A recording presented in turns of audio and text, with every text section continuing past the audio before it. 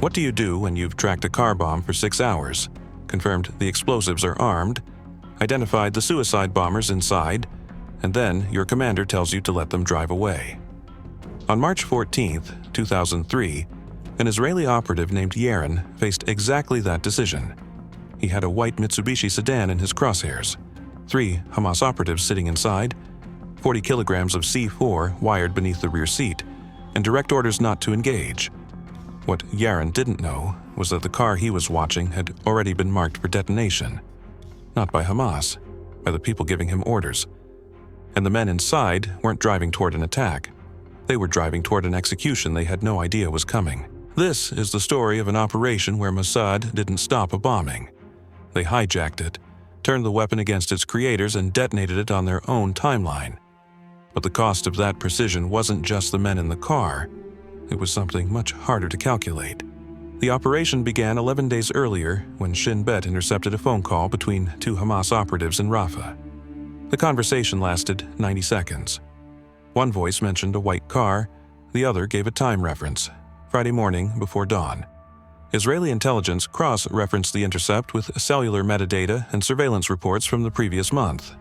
3 names surfaced: Mahmoud Zahar, an explosives engineer with links to Hamas's military wing; Samir Darwish, a mid-level logistics coordinator; Khalil Massoud, a civilian driver with no operational background.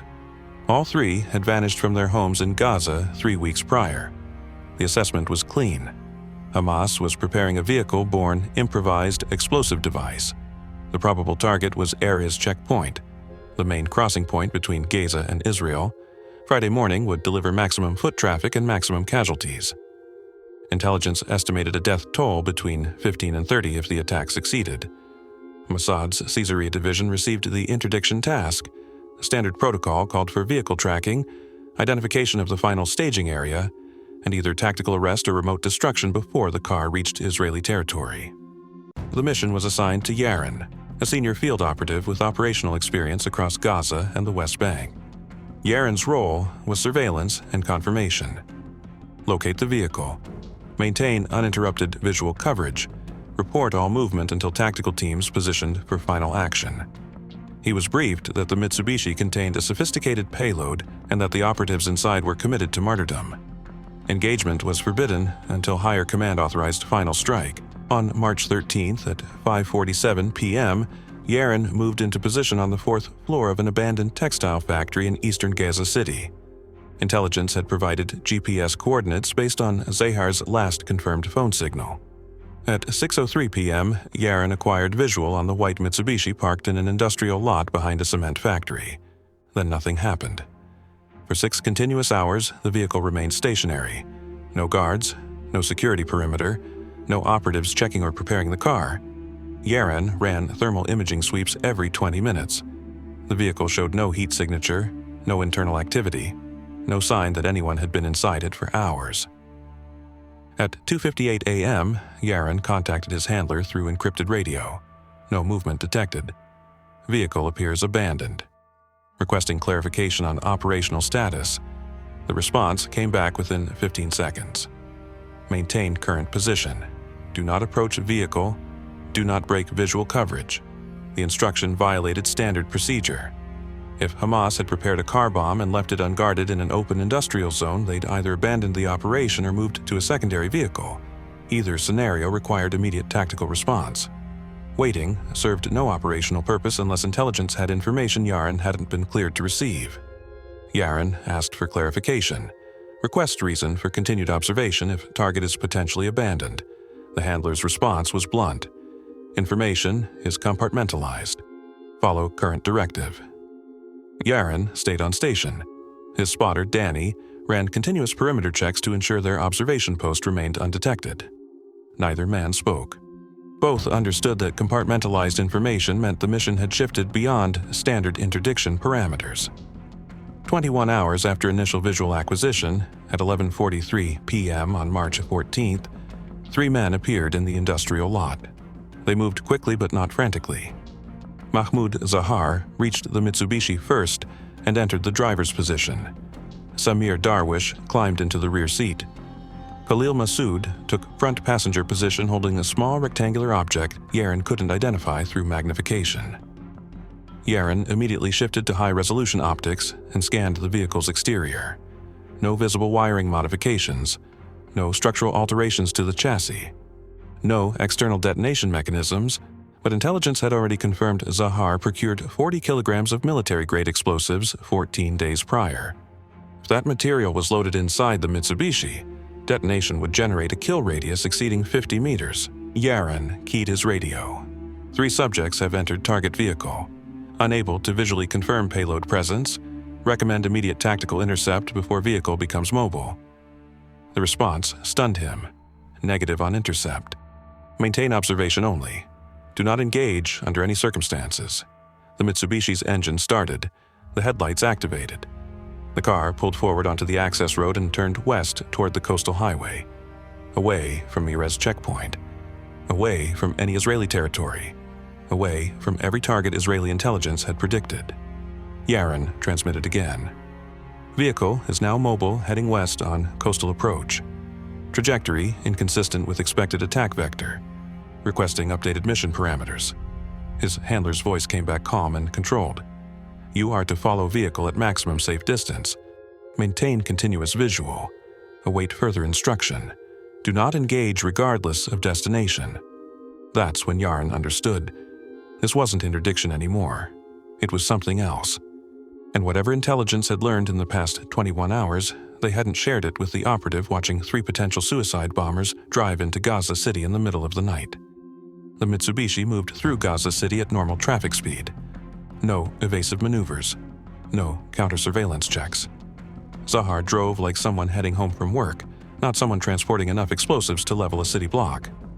Yaron repositioned to a water tower 6 blocks east, tracking the vehicle through his scope as it turned onto Omar al-Mukhtar Street.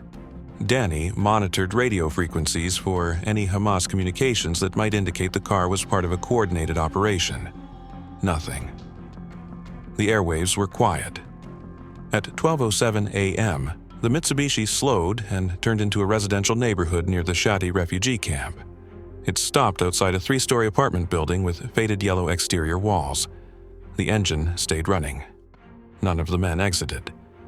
Yaron zoomed in on the driver's window. Zahar was holding a phone to his ear. Not the rectangular device Mossad had been carrying. A different phone. A standard Nokia handset. He spoke for approximately 30 seconds, then ended the call. 12 seconds later, a light switched on in a second-floor window of the apartment building. A man appeared in the window frame. Older, heavy build, wearing a white skull cap. Yaron didn't recognize him, but Danny did. He grabbed Yaron's arm and pointed. That's Ibrahim Yassin. He runs the Philadelphia tunnel network. Weapons smuggling, not operations. Yaron relayed the identification to his handler immediately. Target vehicle has stopped at residential location. 4th individual confirmed as Ibrahim Yassin. He is not an operational asset. Requesting clarification on connection to vehicle attack. The handler's response took longer this time. Nearly 40 seconds of silence. When the voice came back, it carried a different tone. Authority had shifted up the chain. Stand by for priority transmission. A new voice came through Yaron's earpiece. This is Barak. You are now under my direct command. Do not transmit except to confirm receipt of orders. Acknowledge. Yaron knew the name. Eli Barak ran Caesarea's Strategic Operations Division. He didn't manage field surveillance. He managed operations that couldn't appear in official records. Acknowledged. Barak continued without pause. The intelligence you were given 11 days ago was incomplete. This is not a checkpoint attack. Zahar is not building one car bomb. He is testing a distributed detonation system designed to trigger multiple vehicle explosives simultaneously using encrypted cell phone signals. Yassin provided the phones. We have been tracking this network for 6 months. Yaron felt his grip tighten on the scope. Then, why did you tell me this was a suicide mission? Because until 4 hours ago, we believed it was. Our informant inside Hamas logistics network disappeared 3 days ago. We lost confirmation that Zahar was still running the detonation test and not an actual attack. We needed you on that car in case the mission parameters reverted to original assessment. Yaron looked through his scope at the Mitsubishi. Darwish and Mossad were still sitting inside, waiting. They hadn't moved, hadn't checked the perimeter. hadn't done anything that suggested they knew they were part of a weapons test. What does that mean for the men in the car? Barak's pause was deliberate. It means they are not suicide bombers. They are test subjects. Zahar is going to detonate that vehicle remotely to prove to his network that the system functions. Darwish and Mossad do not know the car is rigged. They think they are waiting for delivery instructions. Yaron pulled back from the scope. Danny was staring at him, reading his expression. Yaron kept his voice level. Then we extract them. We take the car. We end this now. Negative.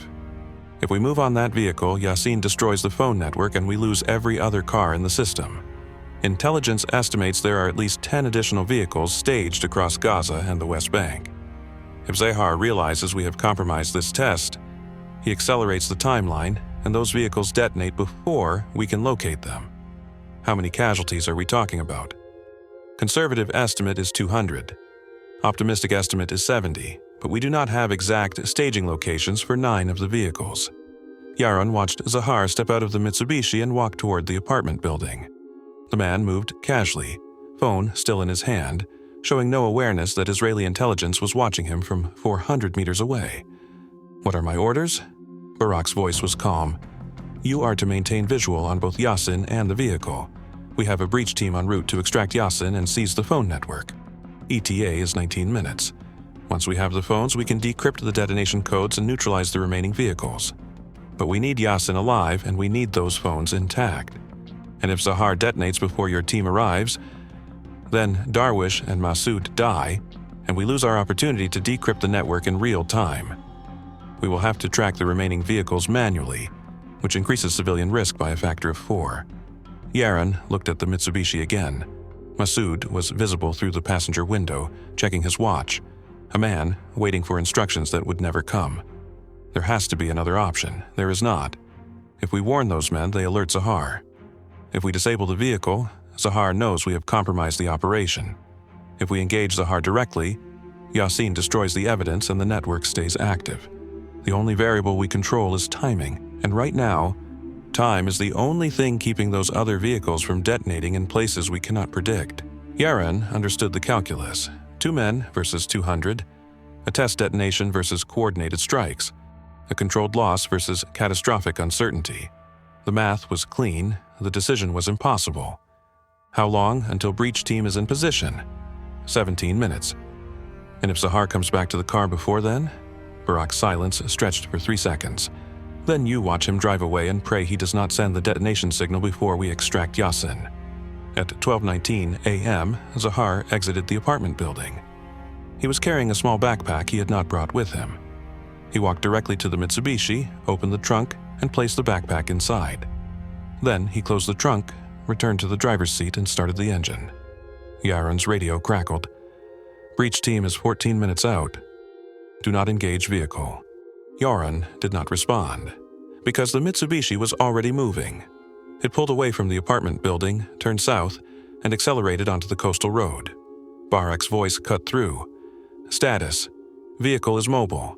Zahar is driving south. Breach window is collapsing. Can you maintain visual? Affirmative, but if he reaches open highway, I lose coverage. Then do not lose him. Yaron grabbed his gear and signaled Danny. Both men moved fast, relocating to a rooftop 3 blocks south. By the time Yaron reacquired the Mitsubishi through his scope, the car had already traveled half a kilometer.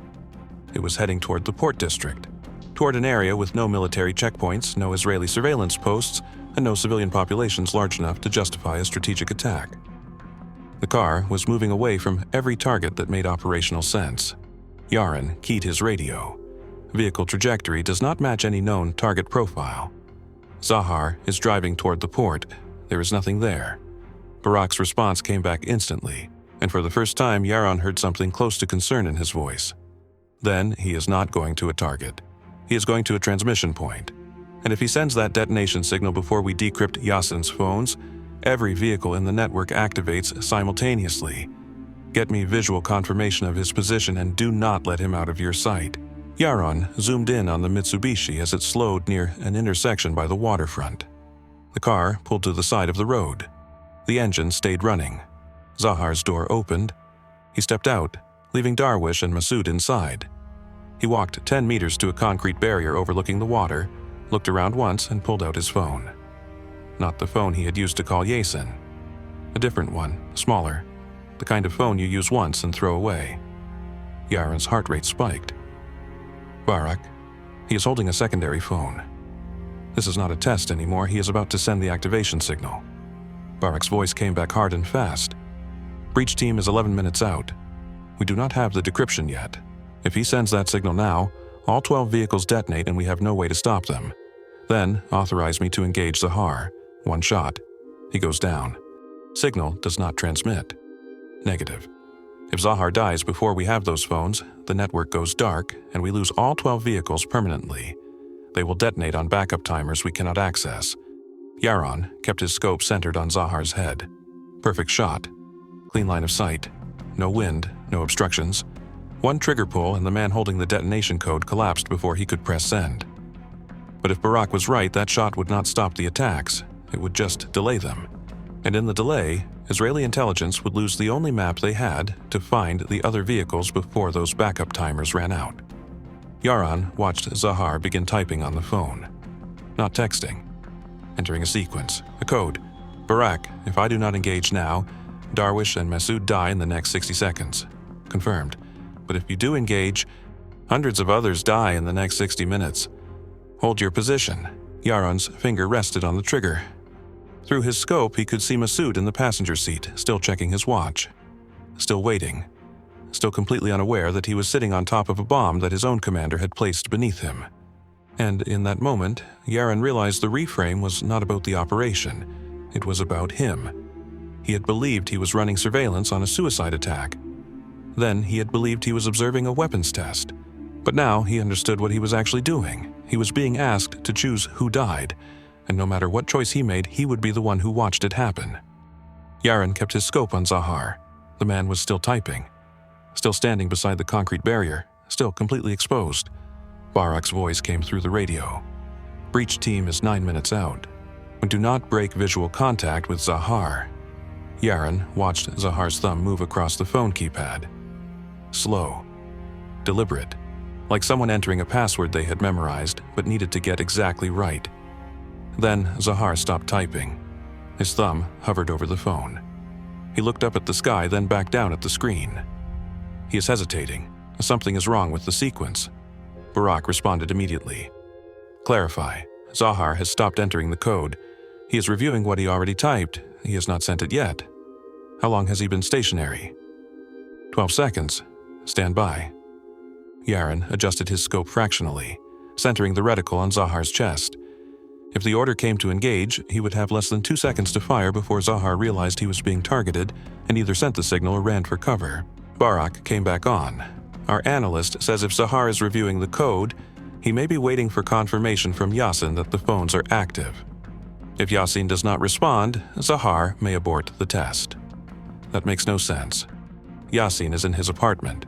Your breach team has not arrived yet. Why would Zahar think Yasin is not responding?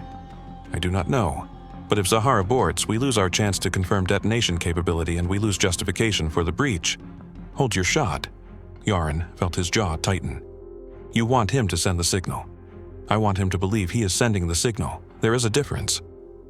Before Yaron could respond, Zahar lowered the phone. He turned and walked back toward the Mitsubishi. His posture had changed, no longer calm, no longer methodical. He looked frustrated. Zahar is returning to the vehicle. He did not send the code. Barak's voice sharpened. Confirm he did not transmit. Confirmed. Phone is back in his pocket. He is opening the driver's door. Do not let that car leave your sight. Yaron tracked Zahar as the man climbed back into the driver's seat and closed the door. Through the scope, Yaron could see Zahar speaking to Darwish in the back seat. Darwish leaned forward, responding. The conversation looked tense. Then the Mitsubishi started moving again. The vehicle is mobile, heading north back toward the apartment building. Barak swore under his breath. He is going back to Yasin. He thinks the phone network failed. If he reaches that apartment before breach team secures it, he will realize we are inside and the entire operation collapses. What is breach team ETA? 7 minutes. That is not enough time. Zahar will reach the building in 4. Then you need to delay him.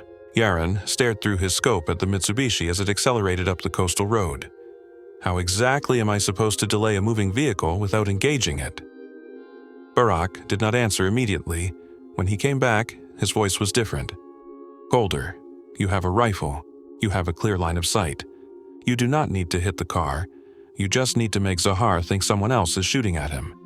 You want me to fire near the vehicle to force him off the road. I want you to buy breach team 3 minutes. How you do that is your discretion. Yaron repositioned his rifle, leading the Mitsubishi by 2 car lengths. He exhaled slowly, steadied his breathing, and aimed for the pavement 15 meters ahead of the vehicle's trajectory. Then he hesitated. If he fired and missed his mark by even half a meter, the round would punch through the Mitsubishi's hood or windshield. If it hit the engine block, the car would stop and Zahar would bail on foot, possibly triggering the detonation sequence manually as he ran. If it hit Zahar, the man would die, and the network would go dark exactly the way Barak said they could not afford. And if Yaron's shot was too obvious, too precise, Zahar would realize it was not random fire from a rival faction. He would know Israeli forces were tracking him, and he would detonate immediately out of spite. Yaron lowered his rifle. I cannot guarantee control on this shot. Environmental variables are too high, then do not take it. The Mitsubishi was now 3 blocks from the apartment building. 2 minutes until arrival. 5 minutes until breach team secured Yasin. Yaron watched the car slow for a turn. That is when he saw the checkpoint. Not an Israeli checkpoint. A Hamas internal security post, positioned at the intersection where the coastal road met the residential district. 2 men in civilian clothes standing beside a makeshift barrier. They were checking vehicles randomly, slowly. Yaron keyed his radio. Zahar is approaching a Hamas checkpoint. If they stop him, we get our delay. Barak responded instantly.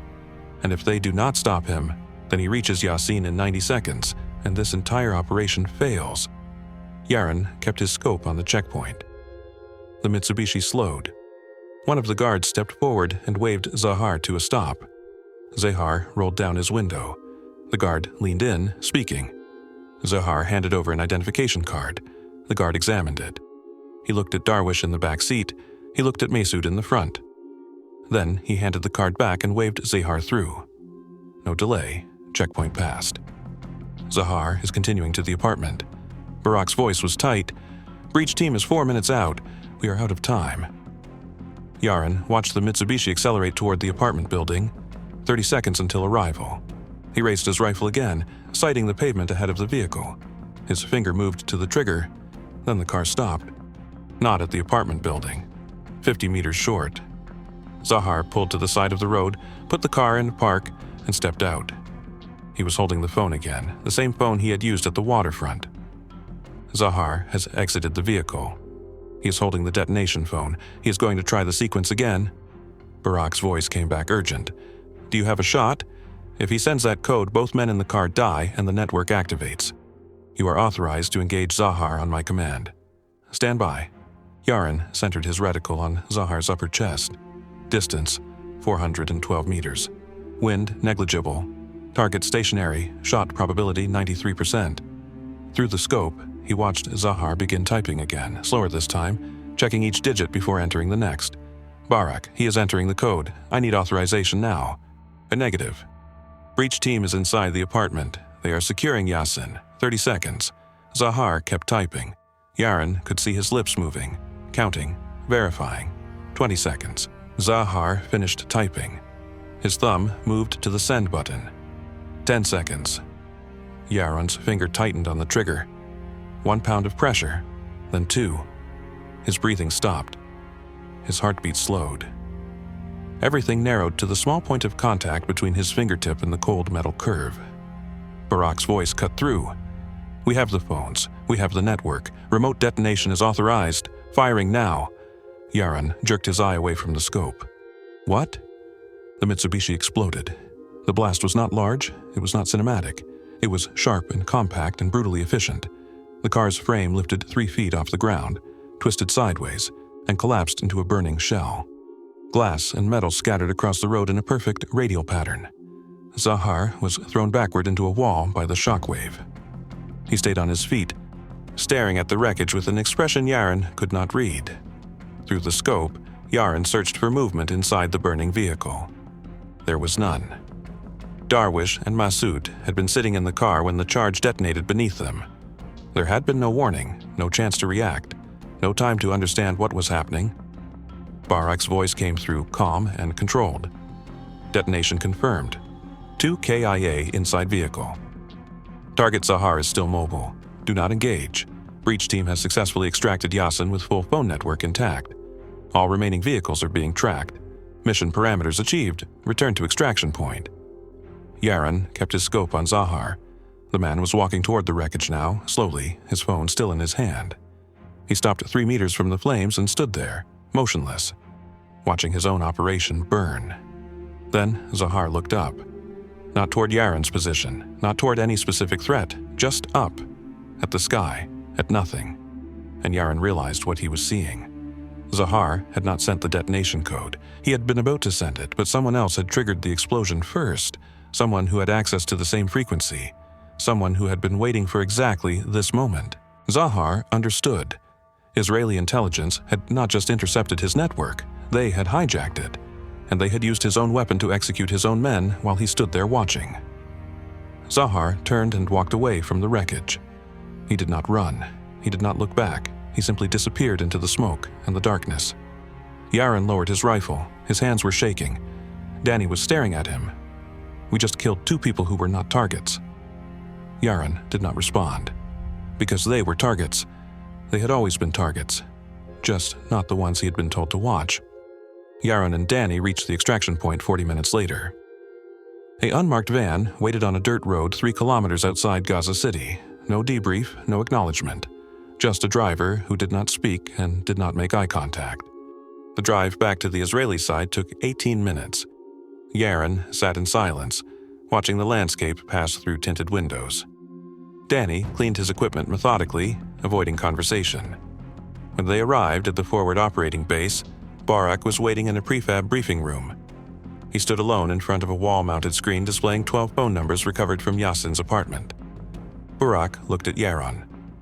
Intelligence successfully decrypted 10 of the 12 phone numbers. Each corresponds to a vehicle rigged with the same payload configuration as the Mitsubishi. Staged locations span Gaza City, Khan Yunis, Hebron, and Nablus. We have surveillance teams positioning on all confirmed vehicles now. Detonation codes have been neutralized. The network is compromised beyond operational recovery. Yaron said nothing. Barak continued. Yasin is in detention. He is cooperating. We expect full mapping of Hamas explosive supply chains within 72 hours. This operation has disrupted their vehicle-borne attack capability for a minimum of 6 months, possibly longer. Yaron finally spoke. What about Zahar? Zahar fled the scene. We lost him in the Rimmel district. But without his network, without his phones, and without Yasin, he is operationally isolated. He cannot rebuild what we just dismantled. And the 2 men in the car? Barak's expression did not change. Collateral to a successful interdiction. Their deaths prevented 11 additional attacks and potentially saved hundreds of civilian lives. The operation achieved all primary objectives. They did not know they were sitting on a bomb. They were operatives in a terrorist organization actively engaged in planning mass casualty attacks against Israeli civilians. Their awareness of tactical details does not change their operational role. Yaron looked at the screen showing the 12 phone numbers. 2 of the entries were highlighted in red. Unrecovered. You said you decrypted 10 numbers. What happened to the other 2? Barak glanced at the screen. Yasin's phone records show 12 devices were distributed. We recovered physical access to 10, 2 remain unaccounted for. We are running cellular triangulation now to locate them. And if those phones are still active, then the operation was not completely successful. But 10 out of 12 represents a 92% disruption rate, which exceeds our operational threshold for mission success. Yaron understood what Barak was not saying. The metrics looked good. The briefing would sound good. The operation would be recorded as a tactical victory. But somewhere in Gaza or the West Bank, 2 phones were still connected to 2 vehicles that Israeli intelligence had not yet found. 6 weeks later, on April 29, 2003, a white Toyota detonated outside a bus station in Hadera. The explosion killed 4 Israeli civilians and injured 17. The bomber was never identified. The detonation system was identical to the one Zahar had built. Israeli investigators traced the attack back to the March 14th operation within 72 hours. Not because Zahar had rebuilt his network, but because he had never needed to. The 12th phone, one of 2 that Yassin's records had not revealed, had been active the entire time. Zahar's signal had not triggered a test. It had armed a contingency. The investigation report was classified. No formal review was conducted. No operational procedures were modified. The official assessment concluded that the March 14th operation had successfully prevented 11 attacks and that the Hadera bombing represented an acceptable loss ratio within the context of asymmetric counterterrorism operations. Yaron read the report 3 times in a secure reading room at the Tel Aviv headquarters. Then he filed it and returned to active rotation, but the calculus stayed with him. 2 deaths to prevent 11 attacks, then 4 deaths because one of those 11 had never been found. The math was supposed to be simple. Stop more than you lose. But the equation only worked if you knew all the variables. And on March 14th, Israeli intelligence had been missing too. Zahar was never captured. He disappeared from all known networks in late 2003. Intelligence assessments presume him deceased, likely killed in an internal Hamas purge unrelated to Israeli operations. No confirmation was ever obtained. Ibrahim Yassin spent 4 years in Israeli detention. He was released in a 2007 prisoner exchange and has not been operationally active since. His cooperation provided Israeli intelligence with detailed mapping of Hamas tunnel networks and supply routes, intelligence that directly contributed to multiple subsequent interdiction operations. Yaron left field operations in 2006.